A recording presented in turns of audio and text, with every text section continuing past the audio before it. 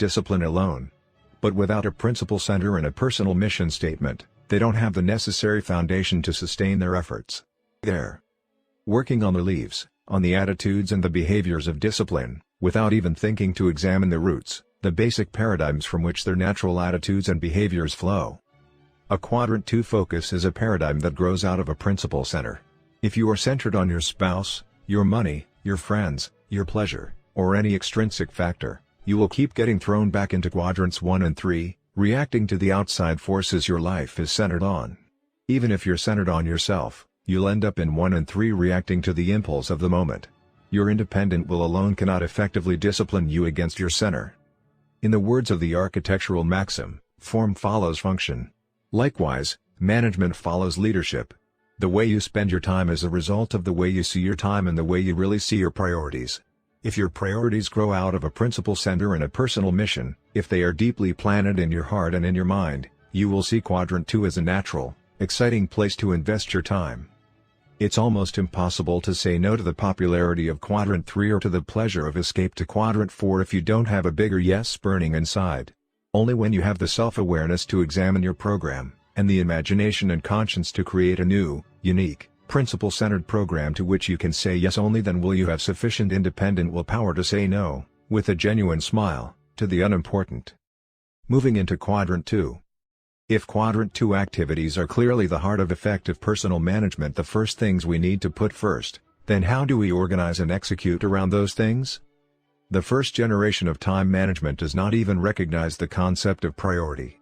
It gives us notes and to-do lists that we can cross off, and we feel a temporary sense of accomplishment every time we check something off, but no priority is attached to items on the list. In addition, there is no correlation between what's on the list and our ultimate values and purposes in life. We simply respond to whatever penetrates our awareness and apparently needs to be done.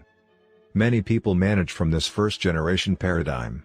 It's the course of least resistance. There's no pain or strain, it's fun to go with the flow. Externally imposed disciplines and schedules give people the feeling that they aren't responsible for results. But first-generation managers, by definition, are not effective people. They produce very little, and their lifestyle does nothing to build their production capability. Buffeted by outside forces, they are often seen as undependable and irresponsible, and they have very little sense of control and self-esteem. Second-generation managers assume a little more control. They plan and schedule in advance and generally are seen as more responsible because they show up when they're supposed to. But again, the activities they schedule have no priority or recognized correlation to deeper values and goals. They have few significant achievements and tend to be schedule-oriented. Third-generation managers take a significant step forward. They clarify their values and set goals. They plan each day and prioritize their activities. As I have said, this is where most of the time management field is today. But this third generation has some critical limitations. First, it limits vision. Daily planning often misses important things that can only be seen from a larger perspective. The very language daily planning focuses on the urgent, the now. While third-generation prioritization provides order to activity, it doesn't question the essential importance of the activity in the first place. It doesn't place the activity in the context of principles, personal mission, roles, and goals. The third-generation value-driven daily planning approach basically prioritizes the Quadrant 1 and 3 problems and crises of the day. In addition, the third generation makes no provision for managing roles in a balanced way. It lacks realism, creating the tendency to overschedule the day, resulting in frustration and the desire to occasionally throw away the plan and escape to Quadrant 4. And its efficiency, time management focus tends to strain relationships rather than build them. While each of the three generations has recognized the value of some kind of management tool, none has produced a tool that empowers a person to live a principle-centered, Quadrant 2 lifestyle. The first generation notepads and to-do lists give us no more than a place to capture those things that penetrate our awareness so we won't forget them. The second generation appointment books and calendars merely provide a place to record our future commitments so that we can be where we have agreed to be at the appropriate time. Even the third generation, with its vast array of planners and materials, focuses primarily on helping people prioritize and plan their Quadrants 1 and 3 activities.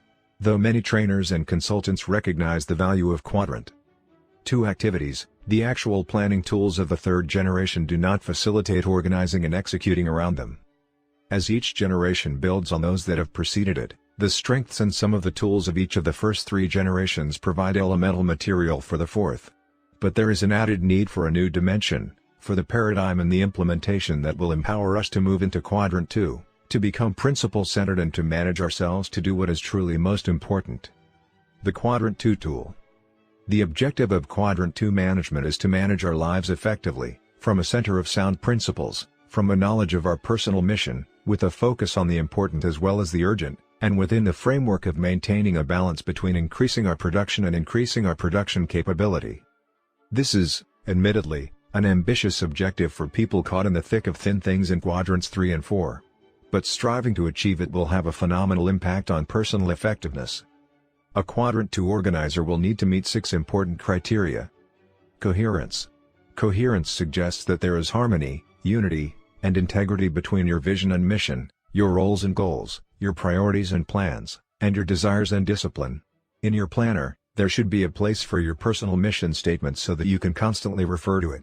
There also needs to be a place for your roles and for both short and long-term goals. Balance.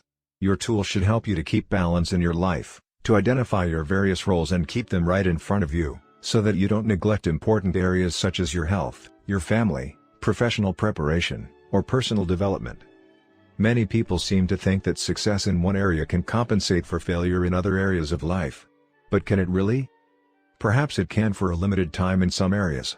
But can success in your profession compensate for a broken marriage, ruined health, or weakness in personal character? True effectiveness requires balance, and your tool needs to help you create and maintain it. Quadrant 2 Focus.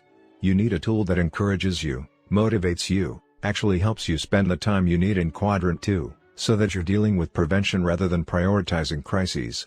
In my opinion, the best way to do this is to organize your life on a weekly basis. You can still adapt and prioritize on a daily basis, but the fundamental thrust is organizing the week. Organizing on a weekly basis provides much greater balance and context than daily planning. There seems to be implicit cultural recognition of the week as a single, complete unit of time. Business, education, and many other facets of society operate within the framework of the week, designating certain days for focused investment and others for relaxation or inspiration. The basic Judeo-Christian ethic honors the Sabbath, the one day out of every 7 set aside for uplifting purposes. Most people think in terms of weeks. But most third-generation planning tools focus on daily planning. While they may help you prioritize your activities, they basically only help you organize crises and busy work. The key is not to prioritize what's on your schedule, but to schedule your priorities. And this can best be done in the context of the week. A people dimension. You also need a tool that deals with people, not just schedules. While you can think in terms of efficiency in dealing with time, a principle-centered person thinks in terms of effectiveness in dealing with people. There are times when principle-centered Quadrant 2 living requires the subordination of schedules to people. Your tool needs to reflect that value, to facilitate implementation rather than create guilt when a schedule is not followed. Flexibility. Your planning tool should be your servant, never your master. Since it has to work for you, it should be tailored to your style, your needs, your particular ways. Portability. Your tool should also be portable, so that you can carry it with you most of the time. You may want to review your personal mission statement while riding the bus. You may want to measure the value of a new opportunity against something you already have planned. If your organizer is portable, you will keep it with you so that important data is always within reach. Since Quadrant 2 is the heart of effective self-management, you need a tool that moves you into Quadrant 2. My work with the 4th generation concept has led to the creation of a tool specifically designed according to the criteria listed above. But many good 3rd generation tools can easily be adapted. Because the principles are sound, the practices or specific applications can vary from one individual to the next. Becoming a Quadrant 2 self-manager. Although my effort here is to teach principles, not practices, of effectiveness, I believe you can better understand the principles and the empowering nature of the 4th generation if you actually experience organizing a week from a principle-centered, Quadrant 2 base. Quadrant 2 organizing involves 4 key activities. Identifying roles. The first task is to write down your key roles. If you haven't really given serious thought to the roles in your life, you can write down what immediately comes to mind. You have a role as an individual. You may want to list 1 or more roles as a family member, a husband or wife, mother or father, son or daughter, a member of the extended family of